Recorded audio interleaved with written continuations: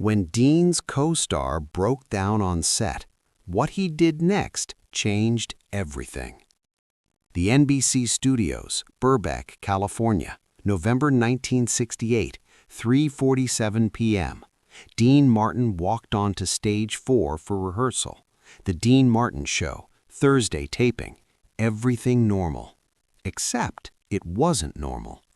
Kay Medford, the guest actress for this week's comedy sketch, was sitting in a corner, crying. Not quiet tears, full breakdown, shoulders shaking, makeup ruined, script crumpled in her hand.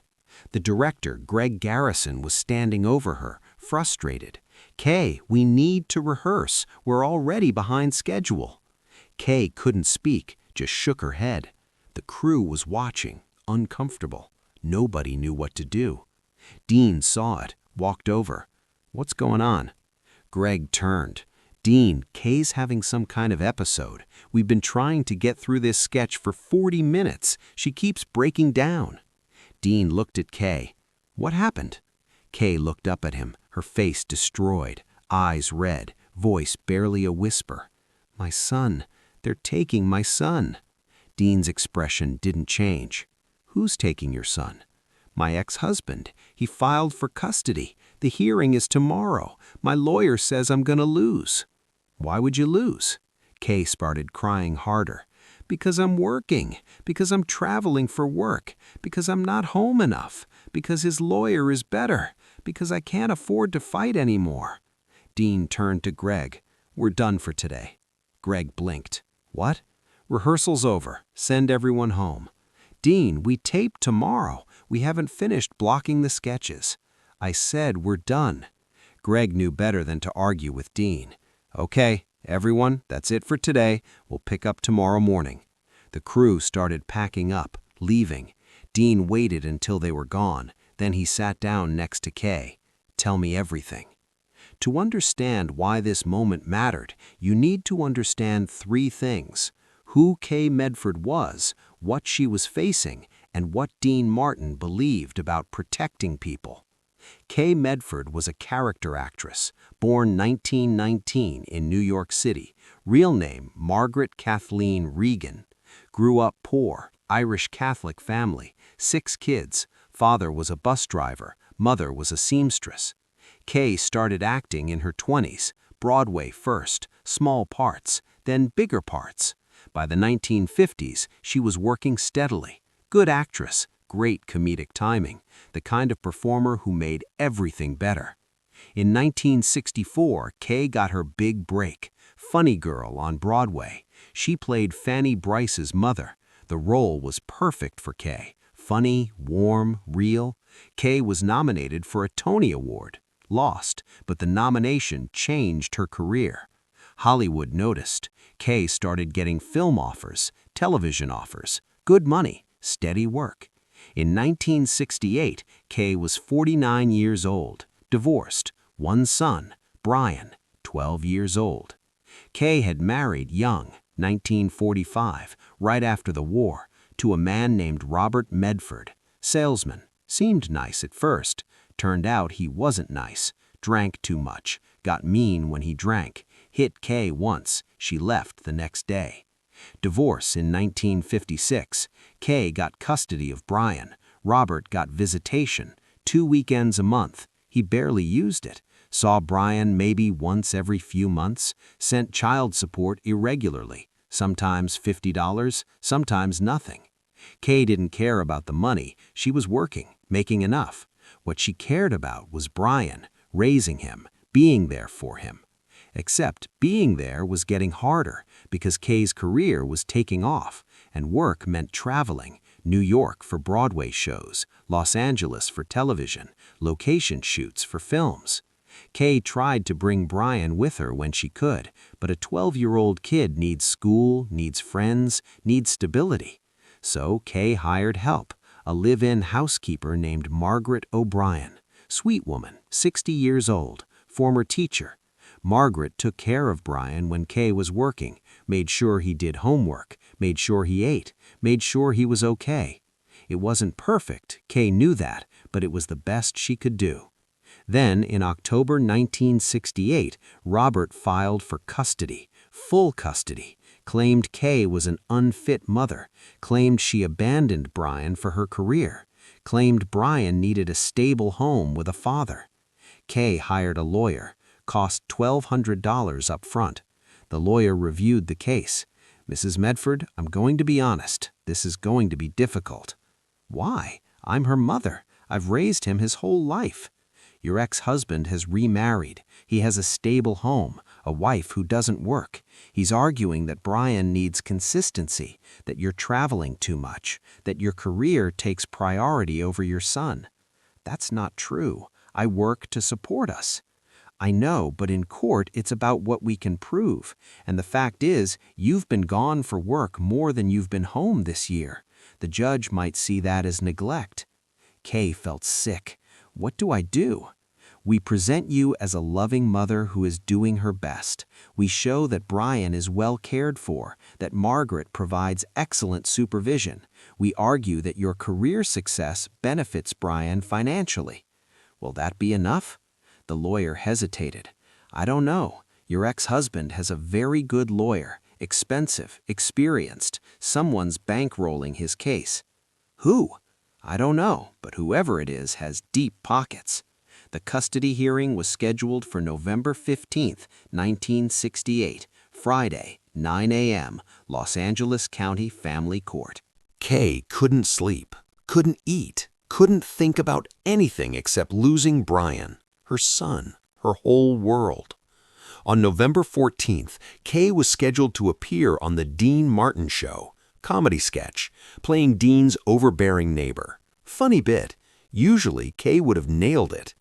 But she couldn't focus, kept forgetting her lines, missing cues, breaking down. That's when Dean found her, crying in the corner. And that's when Dean decided to do something about it. After everyone left, Dean sat with Kay, listened to the whole story, the custody fight, the expensive lawyer, the hearing tomorrow, the fear of losing Brian. When Kay finished, Dean asked one question. "What's your lawyer's name?" "David Cooperman. He's good, but he's not as good as Robert's lawyer." "What's Robert's lawyer's name?" "Charles Westbrook. He's one of the top family law attorneys in Los Angeles." Dean nodded, stood up. "You're going to win tomorrow." Kay looked at him, confused. "Dean, you don't understand. The odds are you're going to win. Trust me." Dean walked out, went to his dressing room, made a phone call. The phone rang 3 times, then a voice answered. "Cooperman Law Office." "I need to speak to David Cooperman. This is Dean Martin." Pause. "Mr. Martin? The Dean Martin? Is there another one?" "No, sir. One moment." Another voice. "Mr. Martin, this is David Cooperman. How can I help you?" "You're representing Kay Medford in a custody case." "Yes, sir. Hearing tomorrow morning." "What do you need to win?" "I'm sorry? What do you need? Better arguments? More evidence? A better lawyer?" Cooperman was quiet for a moment. "Mr. Martin, I'm doing everything I can, but the opposing counsel is Charles Westbrook. He's expensive, he's connected, and he's very good." "Can you beat him?" "Honestly, it's going to be very difficult. He's painting Mrs. Medford as a neglectful mother who chooses career over family, and given her travel schedule, that's garbage. Kay's a great mother." "I agree, but proving it in court is another matter. What if you had help, another lawyer, someone who could counter Westbrook's arguments?" "That would be expensive, Mr. Martin. Top-tier family law attorneys charge $500 to $1,000 per day." "I didn't ask about the cost. I asked if it would help." "Yes, absolutely. If we had someone with Westbrook's caliber on our side, someone who knows family law inside and out, we'd have a real shot." "Give me names." Cooperman gave 3 names. Dean wrote them down. "Which one's the best?" "Arthur Goldman. He's brilliant, but he's booked months in advance, and his retainer is—" "Call him. Tell him Dean Martin needs him for a hearing tomorrow morning. Tell him I'll pay whatever he wants." "Mr. Martin, even if I call him right now, there's no guarantee." Just call him. I'll call him too. Between us, we'll convince him. Dean hung up, called his business manager. I need Arthur Goldman's home number. The attorney? Dean, it's after 5 p.m. I don't care. Get me his number. 10 minutes later, Dean was on the phone with Arthur Goldman. Mr. Goldman, this is Dean Martin. Mr. Martin, this is unexpected. I need you for a custody hearing tomorrow, 9 a.m., Los Angeles County Family Court. Mr. Martin, I appreciate the call, but I don't take cases on one day's notice. This one you do. I'm sorry? Kay Medford, actress, good person, fighting for custody of her son. The ex-husband has Charles Westbrook. Kay needs someone who can match him. Charles is a formidable opponent. Can you beat him? In a fair fight? Yes. Then it's a fair fight. Tomorrow, 9 a.m. I'll pay your retainer tonight. I'll pay your day rate. I'll pay whatever you need. Kay Medford is going to walk into that courtroom with the best representation money can buy. Mr. Martin, why are you doing this? Is Mrs. Medford a friend? She works with me. She's a good mother, and she's scared. That's enough. Goldman was quiet. Then, my retainer is $5,000. My day rate is $1,000. Done. I'll have a check delivered to your office within the hour. I'll need to review the case file tonight. David Cooperman will send it over immediately. Mr. Martin, you understand this isn't a guarantee. Custody cases are unpredictable. I understand, but Kay deserves a fighting chance. You're going to give her that. I'll do my best. That's all I'm asking. Dean hung up, called Kay at home. Kay answered, voice hoarse from crying. Hello? Kay, it's Dean. Dean, I'm sorry about today. I'll be better tomorrow, I promise. You're not coming in tomorrow. Kay's heart sunk. You're firing me? No, you're going to court tomorrow, and you're going to win. Dean, I don't think I hired you a new lawyer, Arthur Goldman, best family law attorney in Los Angeles. He's reviewing your case tonight. He'll meet you at the courthouse at 8:30 a.m. Kay couldn't speak. Kay, you there? Dean, I can't afford Arthur Goldman. You're not paying. I am. Dean, his retainer alone. Already paid. Don't worry about money. Just go to court tomorrow and get your son back. Kay started crying again, but different tears this time. Relief, gratitude, disbelief.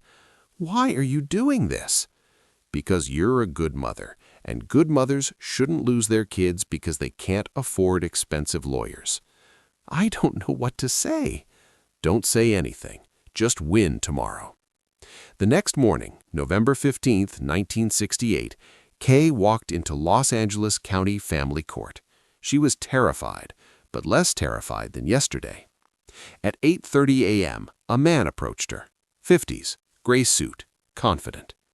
Mrs. Medford, I'm Arthur Goldman. Kay shook his hand. Mr. Goldman, thank you for taking my case. Dean Martin is very persuasive. They sat down. Goldman opened his briefcase, pulled out files. I've reviewed your case. Here's what we're going to argue. For the next 30 minutes, Goldman laid out the strategy. Counter every argument Westbrook made, present evidence of Kay's devotion as a mother, show that Brian was thriving, that Margaret O'Brien was an excellent caregiver, that Kay's career success was an asset, not a liability. At 9 a.m., the hearing began. Robert Medford sat on one side, Charles Westbrook next to him, looking confident. Kay sat on the other side, David Cooperman and Arthur Goldman next to her. When Westbrook saw Goldman, his face changed. Surprise, then concern. The judge entered. We're here for the custody matter of Medford versus Medford. Mr. Westbrook, you may proceed. Westbrook stood, made his case. Kay Medford was a working actress, traveled frequently, left her son with hired help, prioritized career over family. The boy needed stability, a home with two parents, consistent supervision. It sounded convincing. Then Goldman stood. What happened next was a masterclass. Goldman dismantled every argument, presented testimony from Brian's teachers showing he was excelling academically, presented medical records showing he was healthy, well-adjusted, presented statements from neighbors praising Margaret O'Brien's care. Then Goldman called Kay to the stand. "Mrs. Medford, how often do you see your son?" "Every day I'm home, and when I'm working, I call him every night."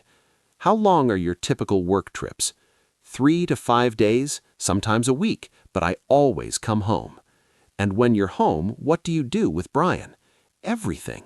Homework, dinner, we watch television together, go to the park, I attend his school events, parent-teacher conferences, everything a mother does." "Do you love your son?" Kay's voice broke. "More than anything in the world."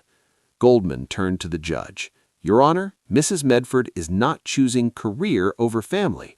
She's providing for her family. She's a single mother doing everything she can to give her son a good life. Her career success doesn't make her a bad mother. It makes her a strong role model." The hearing lasted 4 hours. At 1:15 p.m., the judge made his ruling. "I've reviewed the evidence. Both parents clearly love this child, but custody determinations are based on the best interests of the child. Brian is thriving in his current environment. His academic performance is excellent. His emotional well-being is stable. Mrs. Medford has demonstrated consistent involvement in his life despite her work obligations. I see no reason to disrupt this arrangement. Custody remains with Mrs. Medford." Kay started crying. Relief, joy, gratitude. Robert looked devastated. Westbrook looked frustrated. Outside the courthouse, Kay thanked Goldman. "Thank you. You saved my life." Goldman smiled. "Thank Dean Martin. He's the one who made this happen." That night, Kay called Dean. "Dean, I won. I got to keep Brian." "I knew you would." "Because of you. Because you hired Arthur Goldman." "You won because you're a good mother. Goldman just made sure the judge saw that." "How can I ever repay you?" "Come to work Monday, do the sketch, make me laugh. That's payment enough." Monday morning, November 18th, Kay showed up to rehearsal, on time, focused, ready. The sketch was perfect. Kay nailed every line, every joke. The audience loved it. After the taping, Kay found Dean in his dressing room. "Thank you, Dean, for everything." Dean shrugged. "You already thanked me." "I'll never be able to thank you enough." "Then don't try. Just be a good mom. That's all I care about." Kay kept working, kept raising Brian. In 1973, she was nominated for an Academy Award for Funny Lady. Lost again. But Kay didn't care about awards. She had her son, and she had a career, because Dean Martin refused to let her lose either. Kay Medford died in 1980. Cancer. She was 60. Brian Medford spoke at her funeral. "My mother was the strongest person I ever knew. She fought for me. She sacrificed for me. And when she needed help, Dean Martin was there. He didn't have to help, but he did, because that's who he was." The lesson isn't about money. It's about seeing someone in crisis and doing something about it. Dean Martin could have let Kay handle her own problems, could have replaced her on the show, could have stayed out of it, but he didn't. He made phone calls, hired lawyers, paid bills, made sure Kay had a fighting chance. That's not celebrity charity. That's brotherhood. That's using privilege and power to protect people who have less. Kay Medford won her custody battle because Dean Martin refused to let her fight alone. And that's the power of showing up, of doing something, of being the person who says, "I've got you."